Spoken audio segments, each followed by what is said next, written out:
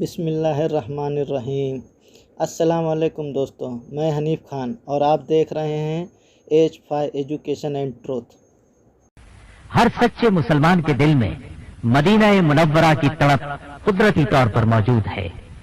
وہ دل بہت ہی سخت ہوں گے جن میں مدینہ منورہ کی محبت موجزن نہ ہو۔ خود نبی کریم صلی اللہ علیہ وسلم نے ان مبارک الفاظ میں دعا فرمائی، یعنی اے ہمارے رب، ہمارے دلوں میں مدینہ منورہ کی محبت اسی طرح جاگزیں فرما جیسا کہ مکہ معظمہ کی محبت ہے، بلکہ اس سے بھی زیادہ۔ اس دعا کا نتیجہ ہے کہ ہر مسلمان کو روئے زمین کے تمام مقامات سے مدینہ منورہ محبوب ترین ہے۔ پھر مدینہ منورہ نبی کریم صلی اللہ علیہ وسلم کی ہجرت گاہ ہے۔ مدینہ منورہ آپ کا ٹھکانہ بنا، یہیں آپ کی دعوت پروان چڑھی۔ مدینہ منورہ کے لوگوں نے اپنی جان، مال اور اولاد، غرض ہر چیز آپ پر قربان کر دی، آپ کی حفاظت کا ذمہ لیا، یہاں تک کہ اللہ عز و جل نے آپ کو غالب فرمایا۔ اور پھر مدینہ منورہ کی سرزمین نبی کریم صلی اللہ علیہ وسلم کے جسد اطہر کا مرکز بنی۔ آپ اس میں دفن ہیں۔ اس وصف نے مدینہ منورہ کی سرزمین کو چار چاند لگا دیے۔ یہی نہیں، آپ کی عظیم مسجد نبوی بھی اسی میں موجود ہے۔ یہ دو امتیاز ایسے ہیں جو کسی دوسرے شہر کو حاصل نہیں۔ مدینہ منورہ میں خیر ہی خیر ہے، اس میں اعمال کا ثواب کئی گنا بڑھ جاتا ہے۔ مسجد نبوی میں پڑھی جانے والی ایک نماز کا ثواب 1000 نمازوں کے برابر ہے۔ مدینہ منورہ کے راستوں پر فرشتے مقرر ہیں۔ اس میں طاعون کی وبا اور دجال کا داخلہ ناممکن ہے۔ مدینہ منورہ میں روضۃ من ریاض الجنہ جیسی مقدس جگہ موجود ہے، یعنی جنت کا ٹکڑا۔ نبی کریم صلی اللہ علیہ وسلم نے مدینہ منورہ کو حرم قرار دیا، جیسا کہ سیدنا ابراہیم علیہ السلام نے مکہ مکرمہ کو حرم قرار دیا تھا۔ اس کی ایک بڑی خوبی یہ ہے کہ یہ وہ مقدس شہر ہے جو خبیث لوگوں کو یوں نکال باہر کرتا ہے جیسے آگ کی بھٹی لوہے سے زنگ دور کر دیتی ہے۔ مدینہ منورہ والوں کی یہ عظمت ہے کہ اللہ ان کا دفاع کرتے ہیں۔ جو اہل مدینہ کو خوفزدہ کرتا ہے اللہ اسے خوفزدہ کریں گے اور اللہ تعالیٰ کی اس پر لعنت ہوگی۔ پھر یہ پاکیزگی کا مرکز ہے۔ اس کا نام طابہ اور طیبہ بھی ہے، اس لیے کہ اس کی ہر چیز پاک ہے۔ اس کی زمین، فضا، کھجوریں، غلہ، غرض ہر چیز پاک ہے۔ تو کیوں نہ ایسے متبرک شہر کی تاریخ کا ذکر کیا جائے۔ تمام عرب مورخین اس بات پر متفق ہیں کہ یثرب دراصل نوح علیہ السلام کی نسل میں سے ایک آدمی کا نام تھا۔ اس نے اس شہر کی بنیاد رکھی تھی۔ اس کے نام پر شہر کا نام بھی یثرب پڑ گیا۔ سوال یہ ہے کہ شہر بسانے کی ضرورت کیوں پیش آئی؟ ایک روایت کے مطابق طوفان نوح کے بعد سیدنا نوح علیہ السلام کے بیٹے جس علاقے میں ٹھہرے، وہ علاقہ آہستہ آہستہ ان کی رہائش کے لیے تنگ ہو گیا۔ تب ان میں سے ایک قبیلہ ابیل اس علاقے میں پہنچا جہاں بعد میں یثرب آباد ہوا۔ اس علاقے کا وافر پانی، اس کے درخت اور وسیع پتھریلے میدان انہیں بہت بھائے۔ یہ میدان اس کی حفاظت کا قدرتی ذریعہ تھے، چنانچہ انہوں نے یہیں رہائش اختیار کر لی۔ یثرب کے ابتدائی باشندے 3 بڑے بڑے قبیلے تھے۔ پہلے قبیلے کا نام امالیق تھا۔ ایک روایت کے مطابق انہی لوگوں نے یثرب کی بنیاد رکھی، اس لیے کہ جس شخص کے نام پر اس شہر کا نام یثرب پڑا اس کا قبیلہ ابیل امالیق میں سے تھا۔ اہل قبیلہ کے نام سے واضح ہوتا ہے کہ وہ عظیم قد کاٹ کے مالک تھے، اور یہ لوگ املیق بن لاوز بن سام بن نوح کی نسل سے تھے۔ پہلے وہ بابل کے علاقے میں رہتے تھے، پھر جزیرہ عرب کے مختلف علاقوں میں بکھر گئے۔ ان میں سے کچھ یثرب کے علاقے میں جاگزیں ہوئے۔ اس میں کوئی شک نہیں کہ وہ عرب تھے، اور علامہ طبری کے نزدیک ان کے جد امجد املیق عربی زبان کے بانی تھے۔ دوسرے قبیلے کا نام یہود تھا۔ جب مسلمانوں نے یثرب کی طرف ہجرت کی تو وہاں کئی یہودی قبائل آباد تھے۔ مورخین کا اس بات پر بھی اتفاق ہے کہ یثرب کے اکثر یہودی فلسطین سے ہجرت کر کے آنے والوں کی نسل تھے۔ ان میں سے کچھ لوگ بخت نصر کے حملے کے بعد بھاگ کر آئے تھے۔ بخت نصر نے یہود کی حکومت پر حملہ کر کے بے شمار یہودی قتل کیے اور بہت سو کو قید کیا، اور یہ بات ہے 586 قبل مسیح کی۔ پھر 70 عیسوی اور 132 عیسوی میں رومیوں نے انہیں تشدد کا نشانہ بنایا تو باقی لوگ بھی فلسطین سے ہجرت کر گئے۔ ان میں سے کچھ لوگ یثرب میں فروکش ہوئے۔ یثرب کے علاقے میں پہنچنے والے ابتدائی قبائل بنو قریظہ، بنو نذیر اور بنو یہدل تھے۔ ان کے بعد اور قبائل بھی آتے گئے۔ تیسرے نمبر پر جو قبیلے آئے وہ اوس اور خزرج تھے۔ یہ دو قحطانی قبیلے تھے جو سد معارب کی تباہی کے بعد یمن سے ہجرت کر کے یثرب پہنچے تھے۔ ان قبیلوں کی رہائش سے یثرب کی تاریخ پر بہت گہرا اثر مرتب ہوا۔ مستند قول کے مطابق یہ دونوں قبیلے 3 صدی عیسوی میں یثرب پہنچے۔ مدینہ الرسول کے بہت سے نام ہیں۔ ناموں کی اس کثرت سے بھی مدینہ منورہ کی عظمت عیاں ہے۔ چند مشہور نام یہ ہیں۔ المدینہ، یہ اس شہر کا سب سے مشہور نام ہے کیونکہ نبی اکرم صلی اللہ علیہ وسلم نے یہاں ہجرت فرمائی اور یہیں مدفون ہوئے۔ ایک نام طابہ ہے۔ جی ہاں، مدینہ منورہ کو طابہ بھی کہا جاتا ہے۔ صحیح مسلم اور مسند احمد کی حدیث کے مطابق رسول اللہ صلی اللہ علیہ وسلم نے فرمایا، اللہ تعالیٰ نے اس پیارے شہر کا نام طابہ رکھا ہے۔ دراصل طابہ اور طیبہ طیب کے معنی میں ہیں، اس لیے کہ نبی صلی اللہ علیہ وسلم کی برکت سے یہ شہر شرک سے پاک ہو گیا اور ہر پاک چیز کو طیب کہا جاتا ہے۔ اس کا ایک نام یثرب ہے، یہ سب سے ابتدائی نام ہے۔ نبی صلی اللہ علیہ وسلم نے اس نام کو تبدیل فرما کر المدینہ نام رکھا۔ نام تبدیل کرنے کی وجہ شاید یہ ہو کہ یثرب کا مطلب ہے ملامت، فساد اور خرابی۔ بخاری اور مسلم کی حدیث کے مطابق سیدنا ابو موسیٰ اشعری رضی اللہ عنہ سے روایت ہے کہ نبی صلی اللہ علیہ وسلم نے فرمایا، میں نے خواب دیکھا کہ میں مکہ مکرمہ چھوڑ کر ایسے علاقے کی طرف ہجرت کر رہا ہوں جس میں کھجوروں کے درخت بہت زیادہ ہیں۔ میں نے سمجھا شاید یہ یمامہ یا حجر ہو، لیکن معلوم ہوا یہ مدینہ یعنی یثرب ہے۔ ابو عبیدہ لغوی فرماتے ہیں یثرب پورے علاقے کا نام ہے، مدینہ منورہ تو اس کا ایک حصہ ہے۔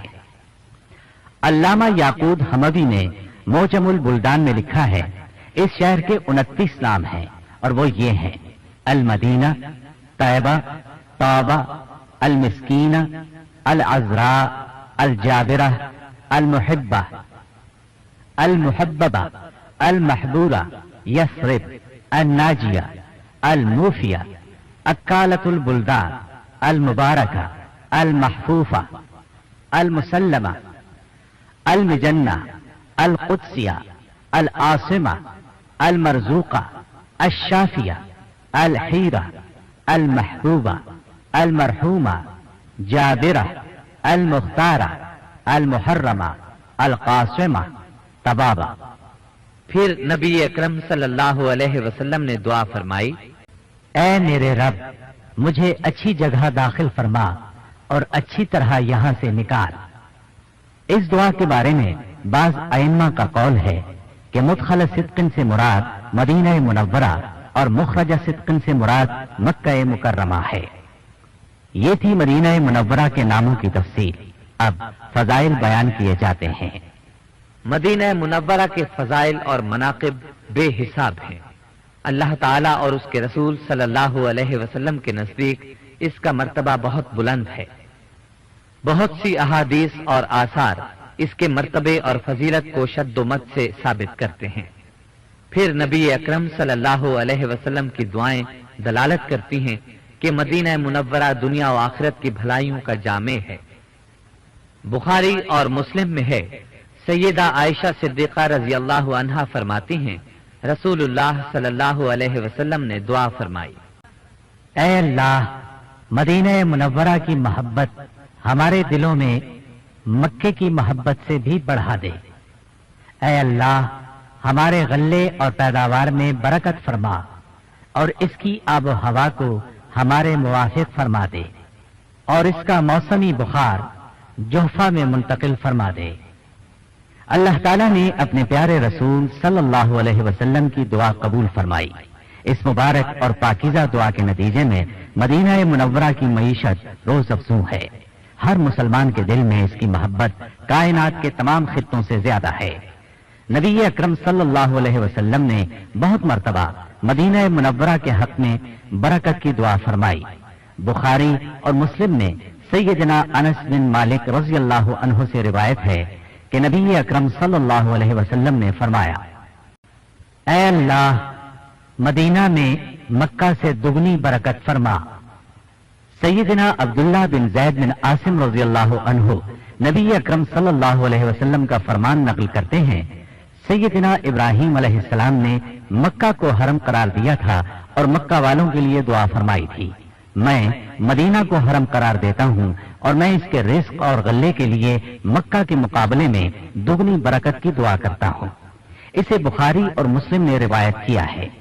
اس طرح مسند بزار کی حدیث ہے، سیدنا عبداللہ بن عمر رضی اللہ عنہما فرماتے ہیں، میں نے اپنے والد محترم سیدنا عمر بن خطاب رضی اللہ عنہ کو فرماتے سنا کہ ایک دفعہ مدینہ میں شدید قحط پڑ گیا اور مہنگائی ہو گئی تو نبی کریم صلی اللہ علیہ وسلم نے فرمایا، اے مدینہ والو، صبر کرو اور خوش رہو، کیونکہ میں نے تمہارے غلے کے لیے برکت کی دعا کی ہے۔ مل کر کھاؤ، اکیلے اکیلے نہ کھاؤ۔ اس طرح ایک آدمی کا کھانا 2 کو کافی ہو جائے گا اور 2 کا کھانا 4 کو کافی ہوگا۔ اس طرح 4 کا کھانا 5-6 آدمی کھا سکیں گے، کیونکہ مل کر کھانے میں برکت ہوتی ہے۔ صحیح مسلم میں سیدنا ابو ہریرہ رضی اللہ عنہ سے روایت ہے کہ نبی کریم صلی اللہ علیہ وسلم کے دور مبارک میں جب لوگ نیا پھل دیکھتے تو اسے سب سے پہلے نبی صلی اللہ علیہ وسلم کی خدمت میں پیش کرتے۔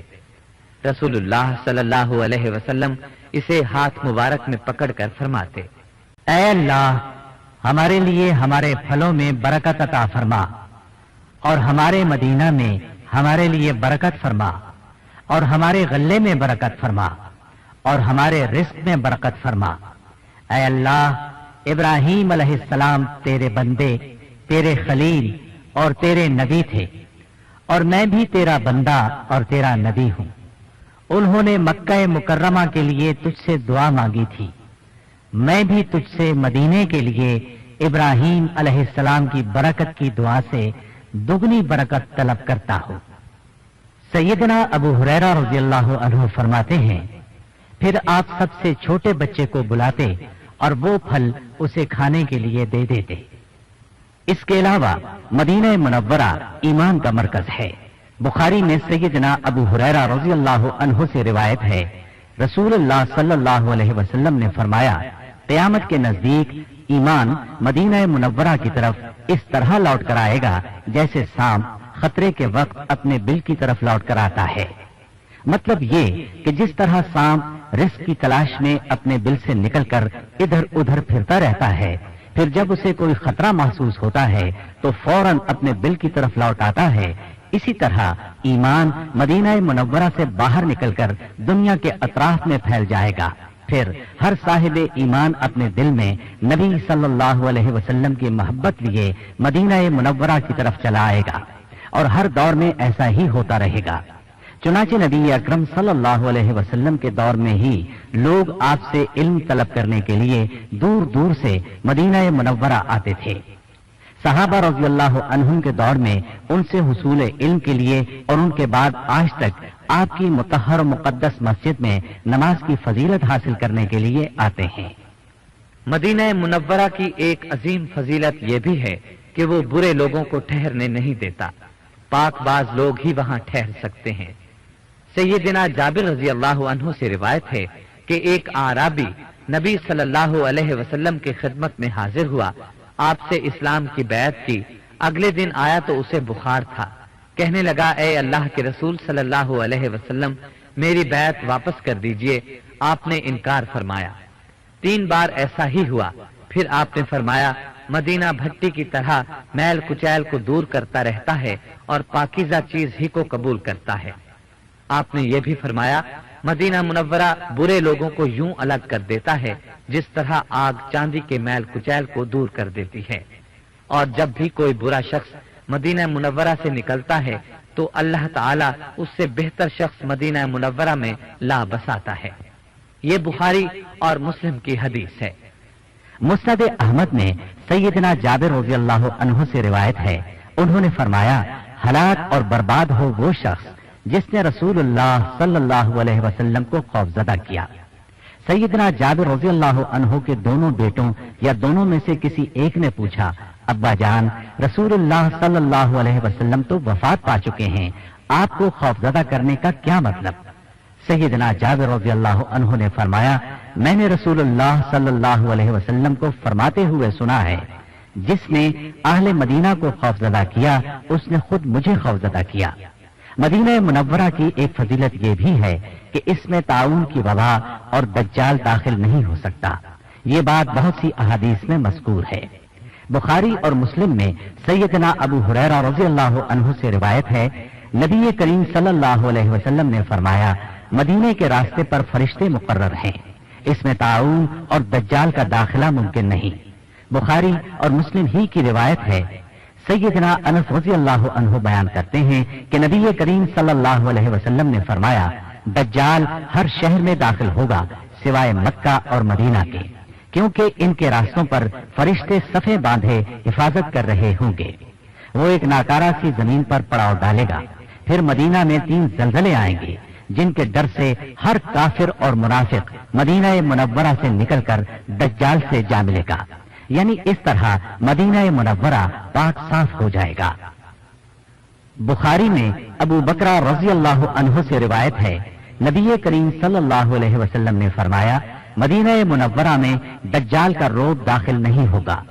ان دنوں مدینے کے 7 دروازے ہوں گے، ہر دروازے پر 2 فرشتے ہوں گے۔ ان تمام فضائل کے علاوہ 2 ایسی عظیم فضیلتیں ہیں جن کے مساوی کوئی دوسری فضیلت نہیں، اور وہ یہ کہ مدینہ منورہ میں نبی کریم صلی اللہ علیہ وسلم کا روضہ مبارکہ اور آپ کی مقدس مسجد موجود ہیں۔ انشاءاللہ ان کا ذکر ہم تفصیل سے کریں گے۔ امام مالک نے مدینہ منورہ کی فضیلت ان الفاظ میں بیان فرمائی ہے، مدینہ منورہ نبی کریم صلی اللہ علیہ وسلم کی ہجرت کا اور آپ کی سنت کا مرکز ہے۔ اس کے ہر طرف شہید ہونے والے صحابہ دفن ہیں۔ اللہ تعالیٰ نے اس کو اپنے پیارے نبی کے لیے پسند فرمایا، یہاں تک کہ آپ کی قبر مبارک بھی یہی بنی۔ اس میں روضۃ من ریاض الجنہ بھی ہے اور منبر رسول بھی۔ اس کے علاوہ اس میں مسجد قباء بھی ہے۔ یہ بھی سن لیں کہ نبی کریم صلی اللہ علیہ وسلم کو مدینہ منورہ سے کتنی محبت تھی۔ آپ کے فرامین اور دعاؤں سے مدینہ منورہ سے آپ کی محبت بالکل عیاں ہے۔ آپ نے بنفس نفیس دعا فرمائی، اے اللہ، مدینے کی محبت ہمارے دلوں میں مکہ کی محبت سے بھی بڑھا دے۔ نبی کریم صلی اللہ علیہ وسلم سے بڑھ کر مستجاب الدعوات کون ہو سکتا ہے؟ بہت سی احادیث اس بات کا ثبوت ہیں کہ آپ کو مدینہ منورہ سے بے تحاشا محبت تھی۔ بخاری اور مسلم میں نبی کریم صلی اللہ علیہ وسلم کا یہ فرمان ہے، مدینہ میری ہجرت گاہ ہے، اس میں میرا مستقل گھر ہے، اسی سے میں اٹھایا جاؤں گا۔ اس کے باشندے میرے پڑوسی ہیں اور میری امت پر فرض ہے کہ وہ میرے پڑوسیوں کا خیال رکھیں۔ اس حدیث سے محبت کے جذبات صاف ظاہر ہیں۔ اسی طرح بخاری میں سیدنا انس رضی اللہ عنہ سے روایت ہے کہ جب نبی کریم صلی اللہ علیہ وسلم سفر سے واپس تشریف لاتے اور مدینہ منورہ کے در و دیوار پر نظر پڑتی تو آپ مدینہ منورہ کی محبت کی وجہ سے اپنی اونٹنی کو تیز چلاتے، اور اگر کسی دوسرے چوپائے پر سوار ہوتے تو اسے ایڑ لگاتے۔ مدینہ منورہ کا حرم ہونا اس کی بہت بڑی فضیلت ہے۔ یہ فضیلت بھی بہت سی صحیح احادیث سے ثابت ہے۔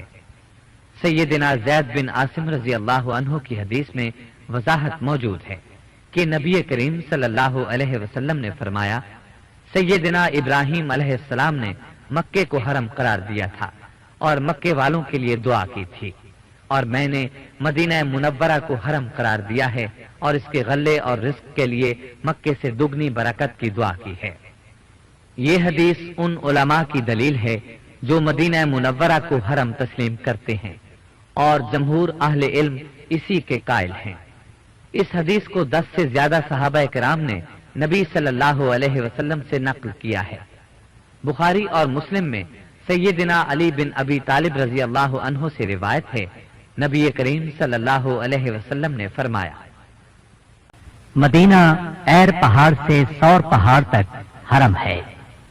جو شخص اس میں فساد کرے یا کسی فسادی کو ٹھکانہ دے، اس پر اللہ تعالی، فرشتوں اور سب لوگوں کی طرف سے لعنت ہے۔ قیامت کے دن اللہ تعالی اس کا کوئی فرض اور نفل قبول نہیں کرے گا۔ ایر اور سور کے بارے میں تفصیلات آگے آ رہی ہیں۔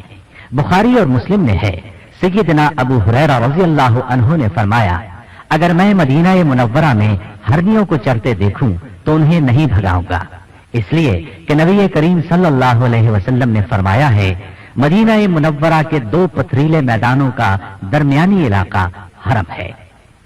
اس سے صاف معلوم ہوتا ہے کہ مدینہ منورہ کے جانور اور درخت قابل احترام ہیں۔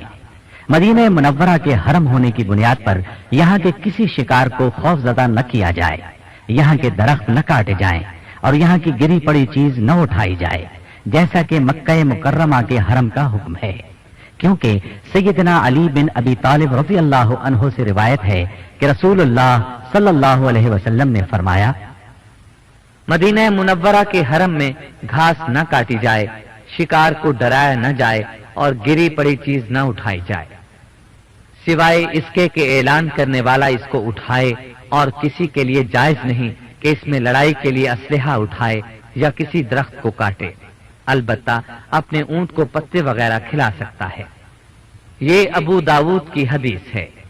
ابو داود ہی کی ایک دوسری حدیث میں ہے، سیدنا جابر بن عبداللہ رضی اللہ عنہ بیان کرتے ہیں کہ رسول اللہ صلی اللہ علیہ وسلم نے فرمایا، اللہ کے رسول صلی اللہ علیہ وسلم کے قرار دیے حرم سے درختوں کے پتے نہ جھاڑے جائیں، ان کو کاٹا نہ جائے، البتہ درخت کو آہستہ سے ہلایا جا سکتا ہے، پھر جو پتے اپنے آپ گر پڑیں وہ جانوروں کو کھلا دیے جائیں۔ ان تمام احادیث سے واضح ہے کہ مدینہ منورہ حرم ہے، اس کا شکار، اس کے درخت اور گھاس سب کچھ قابل احترام ہے۔ شیخ ابن عثیمین رحمت اللہ علیہ فرماتے ہیں، صحیح قول یہی ہے کہ حرم مدینہ میں شکار کرنا جائز نہیں، تاہم اگر کوئی شکار کر لے تو اسے کوئی تاوان نہیں دینا پڑے گا۔ ہاں، حاکم اگر سزا دینا چاہے یا اس کا سامان ضبط کرنا چاہے تو ایسا کر سکتا ہے۔ یہ تو بیان تھا مدینہ منورہ کے حرم قرار دیے جانے کا۔ اب ہم آپ کو جبل ایر کے بارے میں بتاتے ہیں، جس کا ذکر ابھی کچھ ہی دیر پہلے آ چکا ہے۔ یہ پہاڑ مدینہ منورہ کے جنوب میں حرم مدینہ کی جنوبی سمت واقع ہے۔ نبی کریم صلی اللہ علیہ وسلم ہجرت کے سفر میں اس کی مشرقی جانب سے گزرے تھے۔ صحیح بخاری کی ایک حدیث میں ہے کہ نبی کریم صلی اللہ علیہ وسلم نے ایر اور سور کے درمیانی علاقے کو حرم قرار دیا ہے۔ وادی رانونا اس کے مشرقی دامن میں ہے۔ قاضی ایاز رحمہ اللہ کہتے ہیں، یہ بات معروف ہے کہ ایر مدینہ منورہ میں واقع ہے، اس کے انکار کی کوئی گنجائش نہیں، اور شعراء عرب کے کلام میں بھی اس پہاڑ کا ذکر ملتا ہے۔ اس کے ساتھ ہی جبل سور کے بارے میں بھی سن لیں۔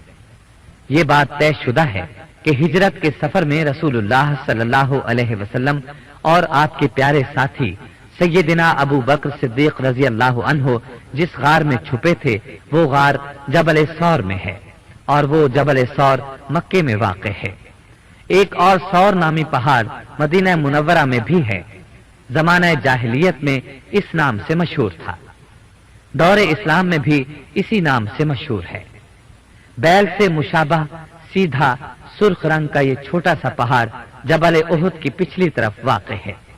جب سور کی اضافت اور نسبت جبل کی طرف ہو، یعنی جبل سور کہا جائے، تو اس وقت مدینہ منورہ والا پہاڑ مراد ہوتا ہے، اور جو مکے والا سور ہے وہ اضافت کے بغیر بولا جاتا ہے۔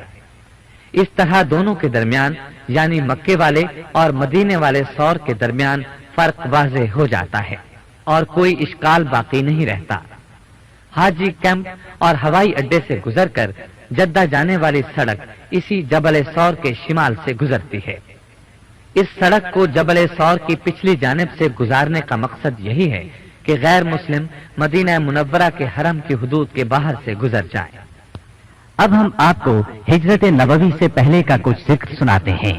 جب اللہ تعالیٰ نے اپنے سچے دین کو غالب کرنے کا ارادہ فرما لیا اور یہ ارادہ کر لیا کہ اپنے آخری نبی صلی اللہ علیہ وسلم کو عزت نصیب فرمائے اور اپنے وعدے پورے فرمائے، تو رسول اللہ صلی اللہ علیہ وسلم اپنے سابقہ معمول کے مطابق قبائل کو دعوت دیتے ہوئے 1 سال حج کے دنوں میں منا تشریف لائے۔ جب آپ جمرہ عقبہ کے پاس پہنچے تو آپ کو قبیلہ خزرج کے کچھ لوگ نظر آئے۔ اللہ تعالیٰ کو ان کی ہدایت منظور تھی۔ رسول اللہ صلی اللہ علیہ وسلم نے فرمایا، تم کون لوگ ہو؟ انہوں نے کہا، ہم قبیلہ خزرج سے تعلق رکھتے ہیں۔ آپ نے ان سے پوچھا، وہ قبیلہ جو یہودیوں کا حلیف ہے؟ انہوں نے جواب دیا، جی ہاں۔ نبی کریم صلی اللہ علیہ وسلم نے ان کا جواب سن کر فرمایا، کچھ دیر بیٹھ کر بات نہ کر لیں؟ انہوں نے کہا، ٹھیک ہے۔ اب وہ آپ کے پاس بیٹھ گئے۔ آپ نے انہیں اللہ کی دعوت پہنچائی، دین اسلام پیش فرمایا اور قرآن مجید کی چند آیات تلاوت فرمائی۔ اللہ کی قدرت کہ یہودی ان کے ساتھ ان کے علاقے میں رہتے تھے، وہ اہل علم تھے، ان کے پاس آسمانی کتاب تھی، مدینے والے مشرک اور بت پرست تھے اور اپنے علاقے میں یہودیوں کو دبا کر رکھتے تھے۔ جب ان کا آپس میں کوئی جھگڑا ہوتا تو یہودی انہیں دھمکی دیتے کہ آخری نبی کا دور آ رہا ہے، ہم اس کے ساتھ مل کر تمہیں قوم عاد و ارم کی طرح قتل کر دیں گے۔ رسول اللہ صلی اللہ علیہ وسلم نے جب ان سے باتیں کی اور انہیں اللہ کی طرف دعوت دی تو وہ ایک دوسرے سے کہنے لگے، اللہ کی قسم، ایسا معلوم ہوتا ہے کہ یہ وہی نبی کریم ہیں جن کے بارے میں یہودی تمہیں دھمکیاں دیتے رہتے ہیں۔ ایسا نہ ہو وہ تم سے پہلے ایمان لے آئے، ایمان لانے میں تم سے سبقت نہ لے جائے۔ اس لیے انہوں نے فوراً آپ کی دعوت قبول کر لی، آپ کی تصدیق کی اور دین اسلام کو ان الفاظ کے ساتھ قبول کیا، ہماری قوم آپس کی دشمنی اور لڑائی بھڑائی میں تمام قوموں سے بڑھ چکی ہے، ممکن ہے آپ کی پیروی کی برکت سے اللہ تعالی ہم میں اتفاق پیدا فرما دے، ہم ان کے پاس جا کر آپ کی دعوت پیش کریں گے اور جو دین ہم نے قبول کیا ہے اس کی طرف انہیں بھی دعوت دیں گے۔ اگر انہوں نے دین قبول کر لیا تو انشاءاللہ آپ کو عظیم غلبہ حاصل ہوگا۔ نبی کریم صلی اللہ علیہ وسلم پر ایمان لانے اور آپ کی تصدیق کرنے کے بعد یہ لوگ آپ سے رخصت ہوئے اور اپنے شہر پہنچے۔ ان حضرات کے نام یہ ہیں: اسعد بن زرارہ، عوف بن افرا ان کی والدہ کا نام تھا، والد کا نام حارث بن رفاع تھا، رافع بن مالک زرقی، قطبہ بن عامر سلمی، عقبہ بن عامر۔ ان کی بجائے معاذ بن افرا کا نام بھی روایات میں آتا ہے، اور جابر بن عبداللہ رضی اللہ عنہم اجمعین۔ یہ سب بنو خزرج سے تھے۔ جب یہ حضرات مدینہ منورہ پہنچے تو انہوں نے اپنی قوم کے سامنے رسول اللہ صلی اللہ علیہ وسلم اور آپ کی تعلیمات کا تذکرہ فرمایا۔ اس کا نتیجہ یہ نکلا کہ اگلے سال حج کے موسم میں انصار کے 12 آدمی جمرہ عقبہ کے پاس آپ سے ملے اور آپ سے بیعت کی۔ یہ پہلی بیعت عقبہ تھی، اس وقت ان پر جنگ فرض نہیں ہوئی تھی۔ ابو ادریس عائز اللہ بن عبداللہ بیان کرتے ہیں کہ سیدنا عبادہ بن صامت رضی اللہ عنہ بیعت عقبہ والوں میں شامل تھے، یہ بدر میں بھی شریک ہوئے تھے۔ انہوں نے مجھے بتایا کہ رسول اللہ صلی اللہ علیہ وسلم کے ارد گرد صحابہ کی ایک جماعت بیٹھی ہوئی تھی۔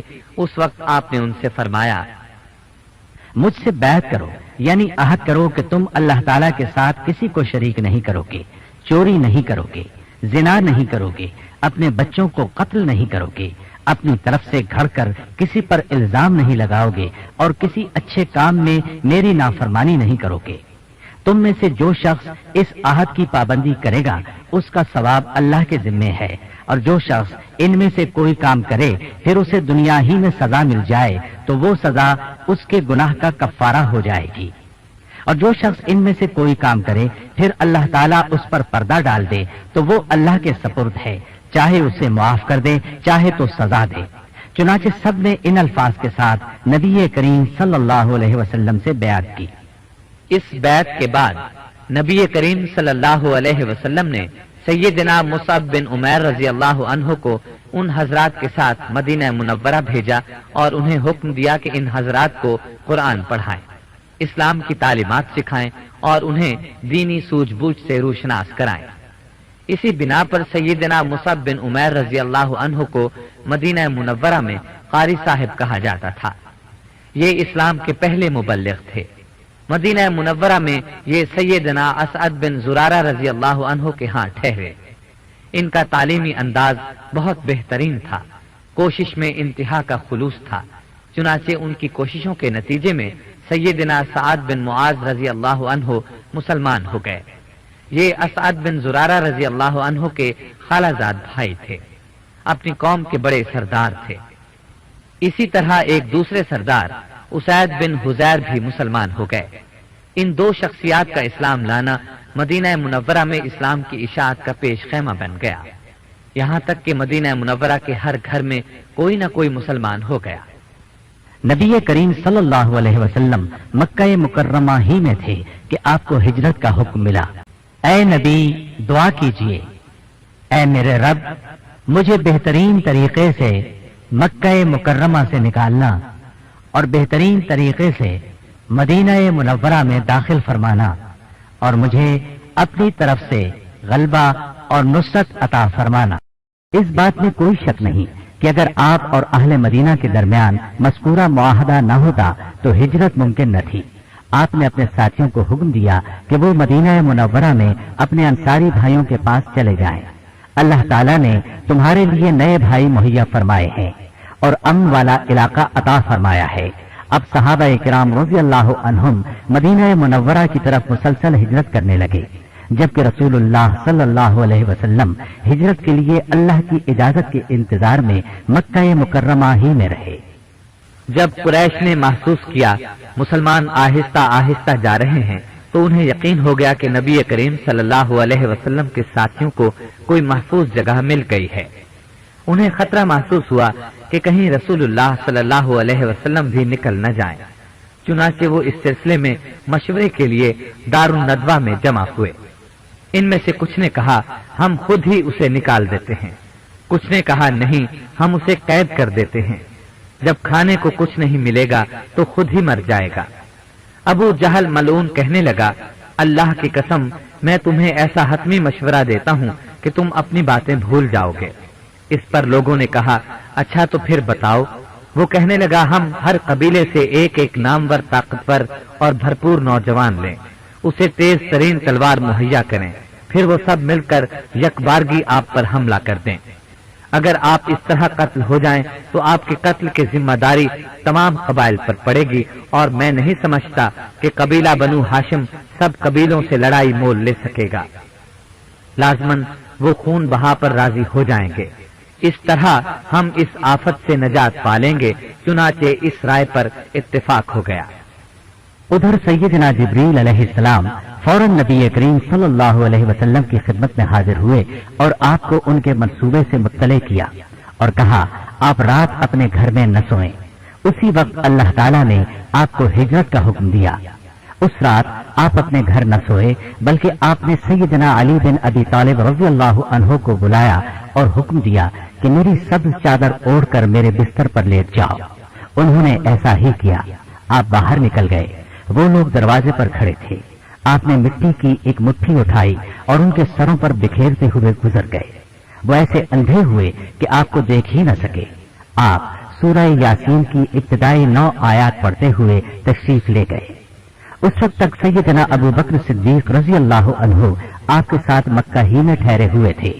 ابو بکر صدیق رضی اللہ عنہ نے بھی ہجرت کی خواہش ظاہر کی تھی، مگر آپ نے ان سے فرمایا تھا جلدی نہ کرو، امید ہے اللہ تعالیٰ تمہیں کوئی ساتھی عطا فرمائیں گے۔ ابو بکر رضی اللہ عنہ اسی وقت سمجھ گئے تھے کہ وہ آپ ہی ہوں گے، اسی لیے انہوں نے 2 اونٹنیاں خرید لی تھیں۔ انہیں چارہ وغیرہ گھر ہی میں ڈالتے تھے۔ रसूलुल्लाह सल्लल्लाहु अलैहि वसल्लम उन दिनों हर रोज एक मर्तबा जरूर अबू बकर रजी अल्लाह अन्हु के घर तशरीफ लाया करते थे, कभी सुबह के वक्त और कभी शाम के वक्त। लेकिन जिस दिन अल्लाह ताला ने आपको हिजरत का हुक्म फरमाया, उस रोज आप दोपहर के वक्त अबू बकर सिद्दीक रजी अल्लाह अन्हु के घर तशरीफ लाए। उन्होंने आपको देखा तो समझ गए कोई अहम मामला है। आप घर में दाखिल हुए तो अबू बकर सिद्दीक रजी अल्लाह अन्हु ने चारपाई खाली कर दी। आप तशरीफ फरमा हुए और अबू बकर रजी अल्लाह अन्हु से फरमाया, सबको कमरे से निकाल दो। अबू बकर सिद्दीक रजी अल्लाह अन्हु ने अर्ज किया, अल्लाह के रसूल, यहाँ सिर्फ मेरी दो बेटियां अस्मा और आयशा रजी अल्लाह अन्हुमा ही हैं। आप फरमाएं क्या बात है? आपने फरमाया, अल्लाह ताला ने मुझे हिजरत का हुक्म दिया है। ये सुनकर अबू बकर रजी अल्लाह अन्हु बोले, अल्लाह के रसूल, आपके साथ जाने की आरज़ू है। आपने फरमाया, हाँ अबू बकर, तुम मेरे साथ जाओगे। सैयदा आयशा सिद्दीका रजी अल्लाह अन्हा फरमाती हैं, मुझे इससे पहले मालूम नहीं था कि कोई शख्स खुशी से भी रो सकता है, यहाँ तक कि मैंने अपने वालिद को खुशी से रोते देखा। नबी करीम सल्लल्लाहु अलैहि वसल्लम ने एक मुशरिक अब्दुल्लाह बिन उरैक़ित से कुछ रकम पर मामला तय कर लिया था कि वो उन्हें खुफिया रास्तों से मदीना मुनव्वरा ले जाएगा।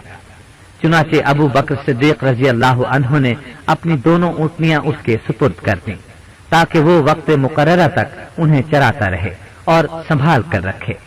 जब आप मक्का मुकर्रमा से निकले तो अली बिन अबी तालिब रजी अल्लाह अन्हु, अबू बकर सिद्दीक रजी अल्लाह अन्हु और उनके घर वालों के सिवा किसी को आपके निकलने का इल्म नहीं था। मुश्रिकीन को रसूलुल्लाह सल्लल्लाहु अलैहि वसल्लम और अबू बकर सिद्दीक रजी अल्लाह अन्हु के निकल जाने का पता चला तो वो उनकी तलाश में इधर उधर दौड़ पड़े, यहाँ तक कि ये ऐलान कर दिया गया कि जो इन दोनों को गिरफ्तार करके लाएगा उसे 100 ऊंट इनाम दिए जाएंगे। वो लोग आपका सुराग लगाने की कोशिश करते रहे लेकिन उन्हें कुछ पता न चला। इसी दौरान वो उस पहाड़ पर भी चढ़े जहाँ आप दोनों तशरीफ फरमा थे। वो उस गार के मुंह के पास भी फिरते रहे, यहाँ तक कि उनके पांव अंदर नजर आते थे, मगर अल्लाह ताला की हिफाजत की वजह से वो आप दोनों को न देख सके। उस वक्त अबू बकर सिद्दीक रजी अल्लाह अन्हु ने नबी करीम सल्लल्लाहु अलैहि वसल्लम से अर्ज किया था, अल्लाह के रसूल, इनमें से किसी ने अगर झुककर देख लिया तो वो हमें देख लेगा। जवाब में आपने फरमाया था, अबू बकर, ये कैसे मुमकिन है? अल्लाह हमारे साथ है। आपका खोज लगाने वालों में सुराका बिन मालिक भी थे। ये उस वक्त तक मुसलमान नहीं हुए थे और इनाम के लालच में आपकी तलाश में निकले थे। ये उस मुख्तसर से काफले तक पहुंच गए थे, लेकिन अल्लाह ताला की मेहरबानी से उनके घोड़े को ठोकर लगी। ये उठे और फिर आगे बढ़े, घोड़े को फिर ठोकर लगी। तीसरी बार आगे बढ़े तो घोड़े के पांव जमीन में धंस गए। तब उन्होंने जान लिया जिन तक वो पहुंचना चाहते हैं अल्लाह ताला उनकी हिफाजत कर रहा है। चुनाचे ये वापस लौट गए और बाद में मुसलमान हो गए। मदीना मुनव्वरा के लोगों में आपकी आमद की खबर फैल चुकी थी। वो बहुत बेचैनी के आलम में आपका इंतजार कर रहे थे। हालत ये थी कि सुबह सवेरे घरों से निकलकर मदीना मुनव्वरा से बाहर आ जाते ताकि आपका इस्तकबाल कर सके। जब धूप ज्यादा होती तो वापस शहर आ जाते। जिस रोज आप तशरीफ लाए उस रोज भी वो बाहर बैठे इंतजार करते रहे। जब साए खत्म हो गए तो वो मायूस होकर घरों को चले गए। उधर वापस गए, इधर आप तशरीफ ले आए। सबसे पहले एक यहूदी ने आपको आते देख लिया।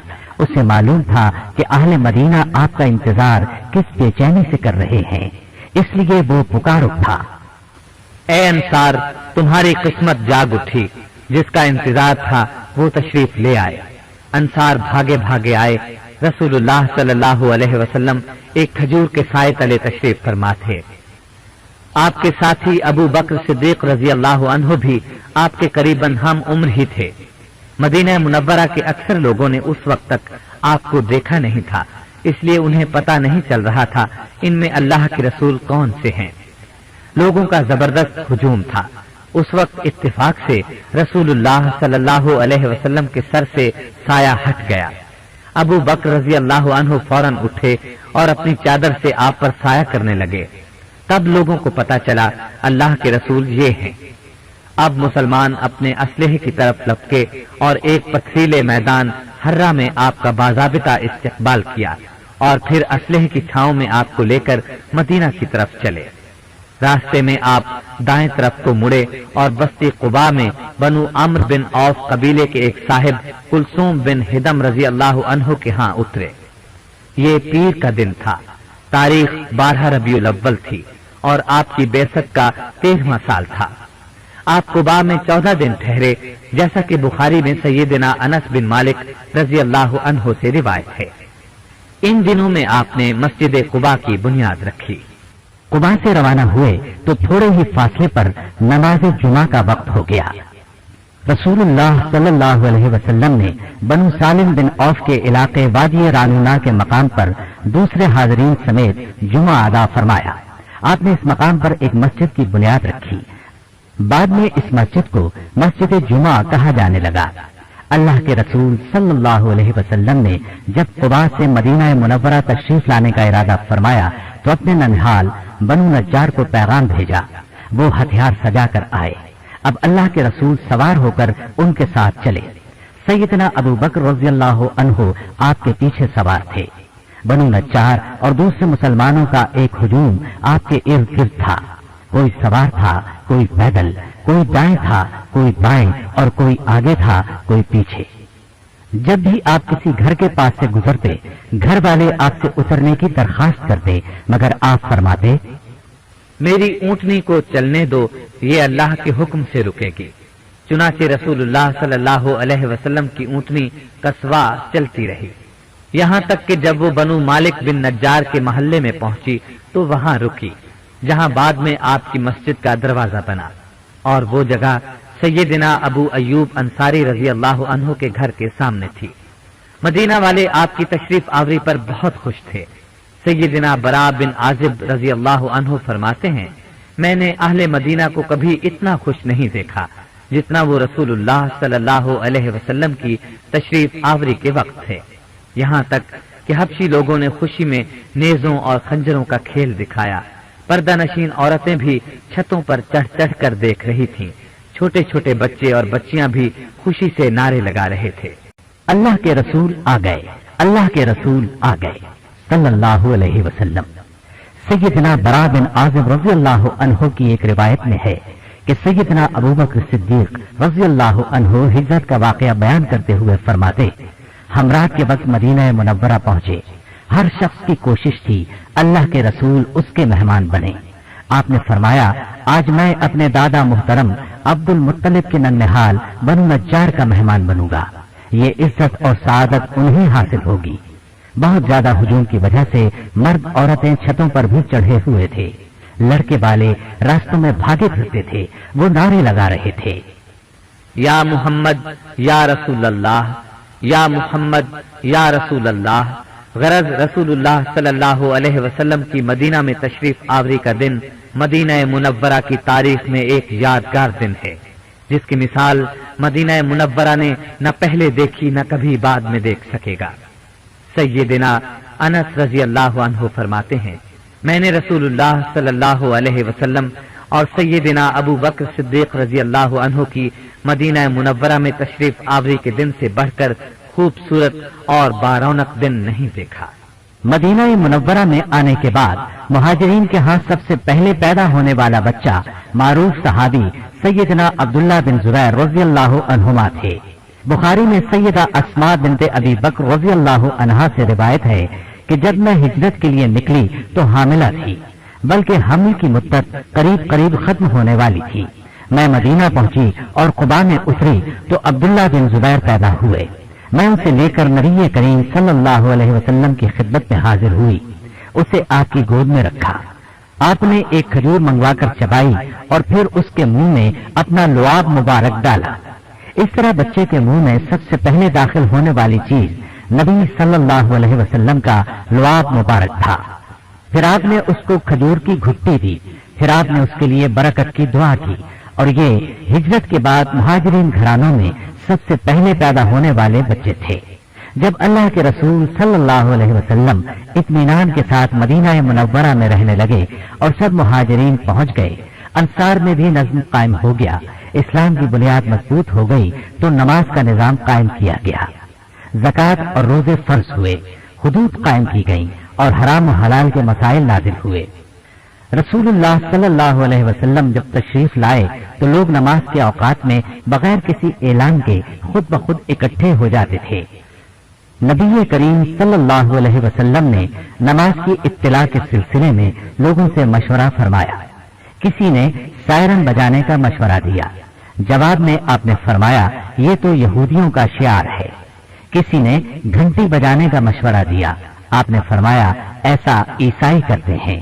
کسی نے کہا آگ جلا دی جایا کرے، آپ نے فرمایا یہ مجوسیوں کا طریقہ ہے۔ غرض لوگ اسی سوچ بچار میں تھے کہ بنو حارث بن خزرج کے ایک شخص سیدنا عبداللہ بن زید بن ثعلبہ بن عبد ربہ رضی اللہ عنہ کو خواب میں اذان کا طریقہ بتایا گیا۔ وہ نبی کریم صلی اللہ علیہ وسلم کے پاس حاضر ہوئے اور عرض کیا اے اللہ کے رسول، آج رات خواب میں ایک آدمی میرے پاس آیا، اس کے کپڑے صف تھے، ہاتھ میں گھنٹی تھی۔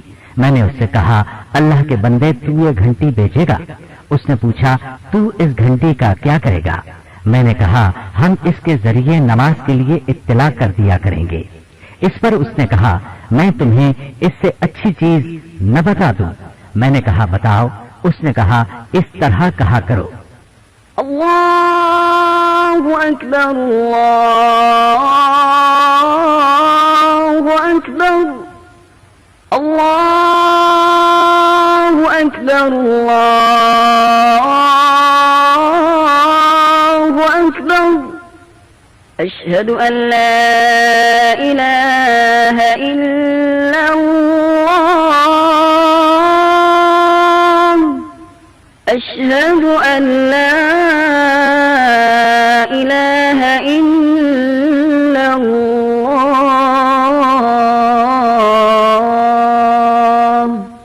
اشہد ان محمد رسول اللہ اشہد ان محمد رسول اللہ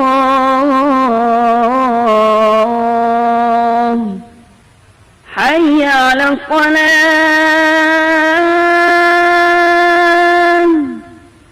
حی علی الصلاة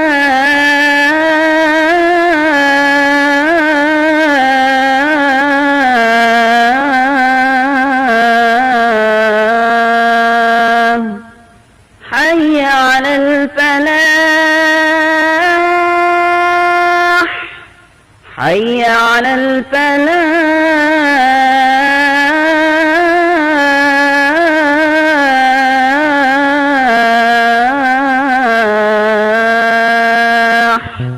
اللہ اکبر اللہ اکبر لا الہ الا اللہ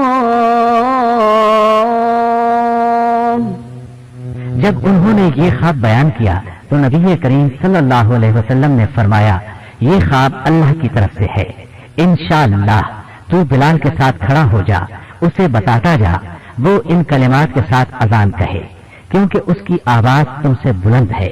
جب سیدنا بلال رضی اللہ عنہ نے ان کلمات کے ساتھ اذان کہی تو سیدنا عمر رضی اللہ عنہ نے اپنے گھر میں یہ آواز سنی۔ وہ بھاگ کر رسول اللہ صلی اللہ علیہ وسلم کی خدمت میں آئے اور عرض کیا اللہ کے رسول، قسم ہے اس ذات کی جس نے آپ کو سچا نبی بنایا، میں نے بھی ایسا ہی خواب دیکھا ہے۔ یہ سن کر رسول اللہ صلی اللہ علیہ وسلم نے فرمایا الحمدللہ۔ جامع ترمذی میں ہے انہی سیدنا عبداللہ رضی اللہ عنہ کے بیٹے اپنے والد سے روایت کرتے ہیں صبح ہوئی اور ہم رسول اللہ صلی اللہ علیہ وسلم کی خدمت میں حاضر ہوئے تو میں نے اپنا خواب نبی کریم صلی اللہ علیہ وسلم کو سنایا۔ آپ نے فرمایا یہ خواب سچا ہے، تو بلال کے ساتھ کھڑا ہو جا اور اسے یہ کلمات بتاتا جا، وہ اذان کہے کیونکہ اس کی آواز تجھ سے بلند اور لمبی ہے۔ انہوں نے اذان شروع کی۔ جو ہی سیدنا بلال رضی اللہ عنہ کی آواز سیدنا عمر رضی اللہ عنہ نے سنی، وہ اپنے کپڑے سنبھالتے ہوئے رسول اللہ صلی اللہ علیہ وسلم کے پاس پہنچے اور عرض پرداز ہوئے۔ اے اللہ کے رسول صلی اللہ علیہ وسلم، قسم اس ذات کی جس نے آپ کو سچا نبی بنایا، میں نے بھی خواب میں یہی کچھ دیکھا ہے۔ اس پر نبی صلی اللہ علیہ وسلم نے فرمایا، اللہ کا شکر ہے، خواب کا سچا ہونا یقینی ہو گیا۔ اب سنیے مدینہ منورہ سے یہودی کیسے جلاوطن ہوئے۔ یوں تو یہودی ابتدا ہی سے مسلمانوں کے خلاف تھے، مگر غزوہ بدر میں مسلمانوں کی عظیم الشان کامیابی کے بعد ان کی دشمنی میں بہت اضافہ ہو گیا اور وہ مسلمانوں کے خلاف سازشیں کرنے لگے۔ مثلا بنو نذیر کے سردار سلام بن مشکم نے کفار کے سردار ابو سفیان کو 200 جنگجوؤں کے ساتھ مدینہ منورہ میں داخلے کے سلسلے میں مدد دی، اس کی میزبانی کی اور مسلمانوں کی جاسوسی کے لیے اپنے آدمی بھی بھیجے۔ ابو سفیان نے اس کے ہاں ایک رات گزاری، پھر اس نے اپنے ساتھیوں کی مدد سے مسلمانوں کے ایک باغ پر حملہ کیا، وہاں 2 انصاریوں کو شہید کیا اور دوسرے باغوں میں آگ لگا کر واپس بھاگ گیا۔ رسول اللہ صلی اللہ علیہ وسلم کو پتا چلا تو آپ نے ان کے تعاقب میں کچھ مسلمان بھیجے، مگر ابو سفیان اور اس کے ساتھی اپنی جانیں بچا کر بھاگ نکلے۔ جلد بازی میں انہوں نے اپنی سواریوں پر لدے بہت سے ستو راستے ہی میں گرا دیے، وہ مسلمانوں کو بطور غنیمت حاصل ہوئے۔ یہ واقعہ اسلامی تاریخ میں غزوہ سویق کے نام سے مشہور ہے۔ سلام بن مشکم کی اس غداری کے باوجود رسول اللہ صلی اللہ علیہ وسلم نے اسے کوئی سزا دی نہ بنو نذیر پر حملہ کیا۔ اس کی وجہ یہ تھی کہ آپ ان دنوں یہودیوں کے ایک اور قبیلے بنو قینقاع کی شرارتوں کے سد باب میں مصروف تھے۔ بنو قینقاع بہت دلیر اور مالدار یہودی تھے، اس لیے رسول اللہ صلی اللہ علیہ وسلم نے مناسب سمجھا کہ پہلے ان سے نپٹا جائے۔ آپ ان کے پاس تشریف لے گئے، ان سب کو بازار میں جمع کیا، اسلام کی دعوت دی، لیکن انہوں نے بدتمیزی سے یہ جواب دیا، آپ کسی دھوکے میں نہ رہیں، آپ کا مقابلہ ایسے لوگوں سے ہوا جو لڑنا نہیں جانتے تھے۔ ان کا اشارہ جنگ بدر کے قریش کی طرف تھا، اس لیے آپ کو ان کے مقابلے میں فتح ہو گئی۔ اللہ کی قسم، اگر کبھی ہم سے ٹکر ہوئی تو آپ کو پتہ چل جائے گا ہم کیا ہیں۔ اللہ کے رسول صلی اللہ علیہ وسلم ان کی بات سن کر رنجیدہ ہوئے اور واپس آ گئے۔ اس کے تھوڑے دنوں بعد ایک مسلمان عورت ان کے بازار میں گئی، انہوں نے اس کے کپڑے کا کنارہ شرارتاً کسی چیز سے باندھ دیا، وہ اٹھنے لگی تو ننگی ہو گئی۔ اس نے مسلمانوں کو مدد کے لیے پکارا، ایک مسلمان نے یہ دیکھا تو شرارت کرنے والے کو قتل کر دیا۔ اس پر یہودی جمع ہو کر اس مسلمان پر حملہ آور ہوئے اور اسے شہید کر دیا۔ نبی اکرم صلی اللہ علیہ وسلم کو اطلاع ملی تو آپ نے ان کا محاصرہ کر لیا۔ یہ محاصرہ 15 دن تک جاری رہا، آخر کار انہوں نے ہتھیار ڈال دیے۔ یہ 700 جنگجو تھے، اللہ کے رسول کا ارادہ انہیں قتل کرنے کا تھا، مگر ان کے حلیف عبداللہ بن ابی ابن سلول منافق نے ان کے حق میں سفارش کی اور انہیں چھڑانے کے لیے منتیں کرنے لگا۔ اس پر نبی کریم صلی اللہ علیہ وسلم نے انہیں مدینہ منورہ سے نکل جانے کا حکم دیا۔ وہ علاقہ شام کی ازریات بستی میں چلے گئے۔ اس طرح مدینہ منورہ اس پہلے یہودی قبیلے سے پاک ہو گیا۔ یہ محاصرہ غزوہ بدر کے بعد 15 شوال 2 ہجری بروز ہفتے سے شروع ہو کر ذوالقعدہ کا چاند نکلنے تک جاری رہا۔ اب بنو نذیر کے بارے میں سنیں۔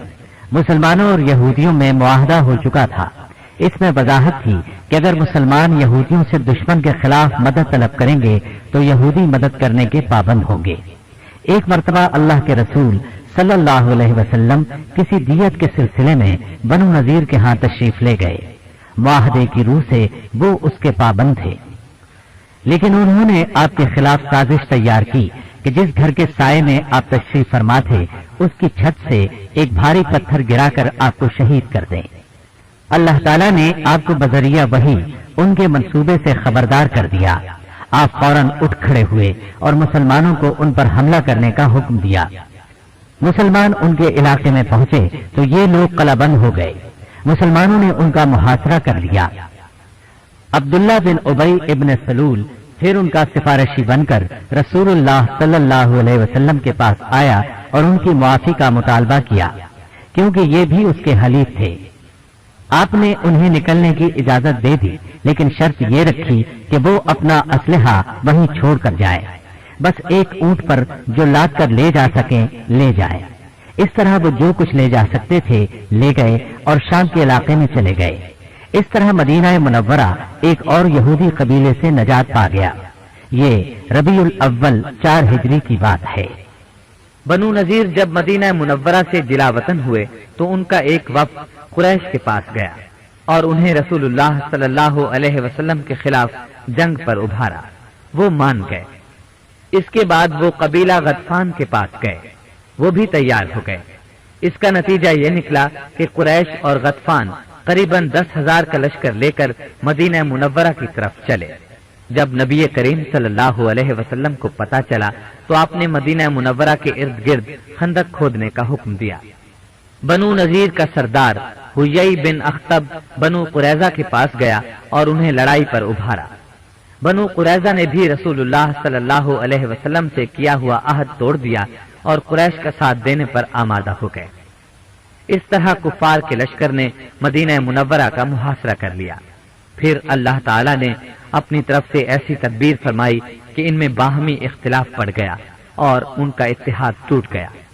इसके अलावा अल्लाह ताला ने आंधी भेजी, उसने उन्हें जगमगा दिया। न वो खुद टिक सके न उनका कोई खैमा बाकी रहा। आखिर वो खौफजदा होकर रातों रात भाग निकले। वल्हम्दुलिल्लाह। जब नबी करीम सल्लल्लाहु अलैहि वसल्लम गज़वा खंदक से फारिग हो गए तो आपने बनु कुरैजा पर चढ़ाई कर दी, उनका मुहासरा कर लिया।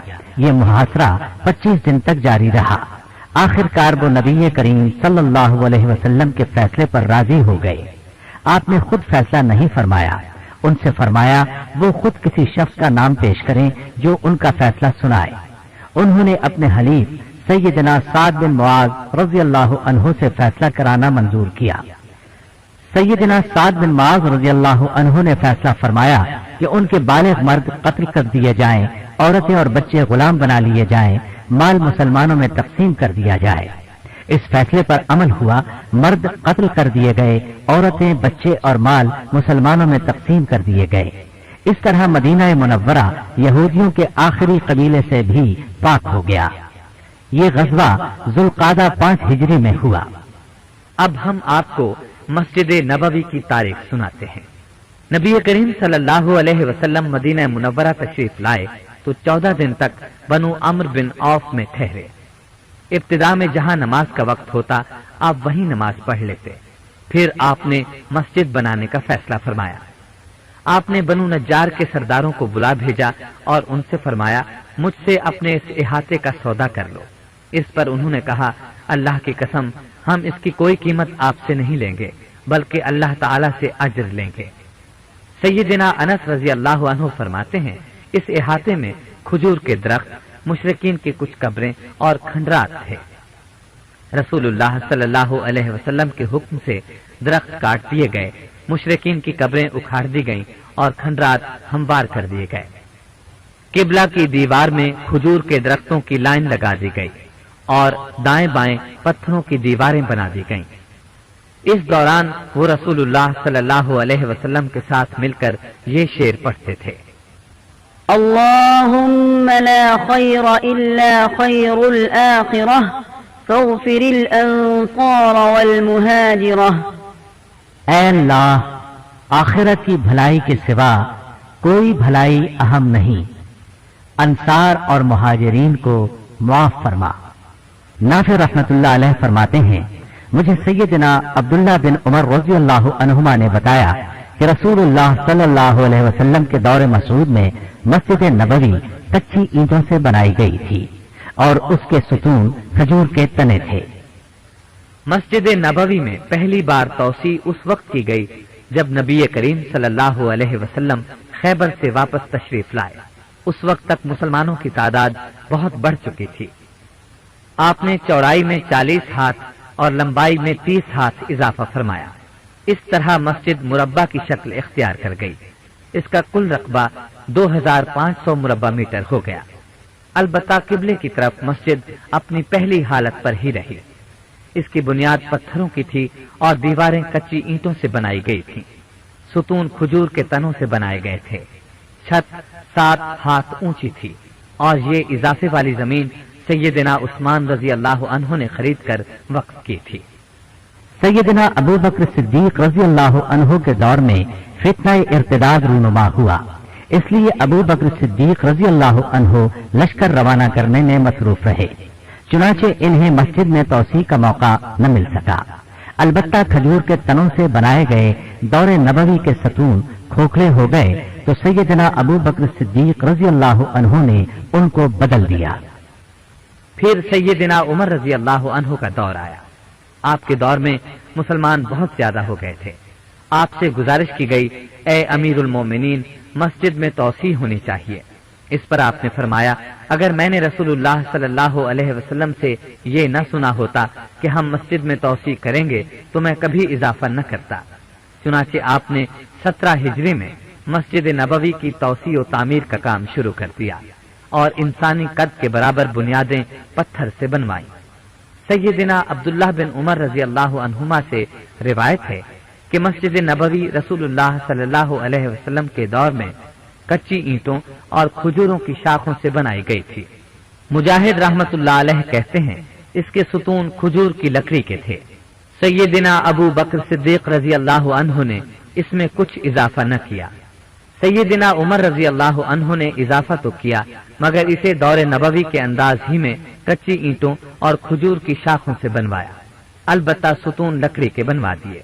جب سیدنا عمر رضی اللہ عنہ نے تعمیر اور توسیع کا کام کیا تو انہوں نے مسجد کے باہر ایک چبوترا سا بنوا دیا، اسے بطیحہ کہا جاتا تھا۔ سیدنا عمر رضی اللہ عنہ کے بعد کی کسی توسیع میں یہ مسجد ہی میں شامل کر دیا گیا۔ سیدنا عمر رضی اللہ عنہ نے فرمایا، جو شور و غل کیے بغیر نہ رہ سکے یا اونچی آواز سے بات کرنا چاہے یا شعر پڑھنا چاہے وہ مسجد سے نکل کر اس چبوترے پر آ بیٹھے۔ گویا اس چبوترے کی تعمیر کا مقصد مسجد نبوی کو شور و غل سے بچانا تھا، کیونکہ مسجد نبوی کے آداب میں یہ بات خاص طور پر داخل ہے کہ اس میں آواز اونچی نہ کی جائے۔ پھر سیدنا عثمان رضی اللہ عنہ کا دور آیا۔ آپ نے 29 ہجری میں مسجد نبوی میں توسیع کرائی اور تعمیر بھی نئی کرائی۔ اس میں قبلہ، شمال اور مغرب کی جہات میں اضافہ کیا۔ قبلے کی طرف ایک برآمدے کا اضافہ کیا، قبلے کی دیوار اس جگہ بنوائی جہاں وہ آج ہے۔ اب تک اس طرف کوئی اضافہ نہیں ہوا۔ مغرب کی طرف بھی انہوں نے ایک برآمدے کا اضافہ کیا۔ سیدنا عثمان رضی اللہ عنہ کی یہ تعمیر نقش و نگار والے پتھروں سے ہوئی۔ چھت ساگوان کی خوشبودار لکڑی کی ڈالی گئی، البتہ مقصورہ کچی اینٹوں ہی سے بنایا گیا۔ سیدنا عثمان رضی اللہ عنہ کی توسیع اور تعمیر کے بارے میں مطلب بن عبداللہ بن حنطب فرماتے ہیں، 24 ہجری میں جب عثمان بن عفان رضی اللہ عنہ خلیفہ بنے تو لوگ ان سے مسجد نبوی میں اضافے کا مطالبہ کرنے لگے، مسجد کی تنگی کی شکایت کرنے لگے۔ جمعے کے دن لوگ گلیوں میں نماز پڑھتے تھے۔ سیدنا عثمان رضی اللہ عنہ نے اصحاب شورا سے مشورہ کیا، سب نے اس بات پر اتفاق کیا کہ مسجد کو گرا کر اس میں اضافہ کر دیا جائے۔ سیدنا عثمان رضی اللہ عنہ نے ظہر کی نماز پڑھائی، پھر منبر پر چڑھے اللہ کی حمد و ثنا بیان کی، پھر فرمایا، اے لوگوں، میرا ارادہ ہے کہ میں مسجد نبوی کو گرا کر اس میں اضافہ کروں۔ اللہ کی قسم، میں گواہی دیتا ہوں کہ میں نے رسول اللہ صلی اللہ علیہ وسلم کو فرماتے ہوئے سنا ہے، من بنى لله مسجدا بنى الله له بيتا في الجنة۔ جو شخص اللہ تعالیٰ کی رضا کے حصول کی خاطر مسجد بنائے، اللہ تعالیٰ اس کے لیے جنت میں گھر بناتے ہیں۔ اور پھر اس مسئلے میں میرے لیے عمر بن خطاب رضی اللہ عنہ نمونہ اور مقتدا ہے۔ انہوں نے مجھ سے پہلے مسجد نبوی میں اضافہ فرمایا اور تعمیر نو بھی فرمائی۔ میں نے رسول اللہ صلی اللہ علیہ وسلم کے دانا اور دانشمند صحابہ رضی اللہ عنہم سے بھی مشورہ کیا ہے، وہ سب اس بات پر متفق ہیں کہ مسجد کو گرا کر نئے سرے سے بنایا جائے اور اس میں توسیع کی جائے۔ سب لوگوں نے اس کام کی تعریف کی اور نیک دعائیں دی۔ اگلے دن آپ نے کاریگر بلائے اور خود اس کام کی نگرانی فرمائی۔ سیدنا عثمان رضی اللہ عنہ ہمیشہ روزہ رکھتے تھے، رات بھر نماز پڑھتے تھے اور مسجد سے باہر نہیں جاتے تھے۔ آپ کے حکم سے وادی نخل میں صاف شدہ چونا تیار کیا جاتا تھا، اس کو تعمیر میں استعمال کیا جاتا تھا۔ اس نیک کام کی ابتدا ربیع الاول 29 ہجری میں ہوئی اور کام 30 ہجری محرم الحرام کے شروع میں مکمل ہوا۔ اس طرح اس کام میں 10 ماہ لگے۔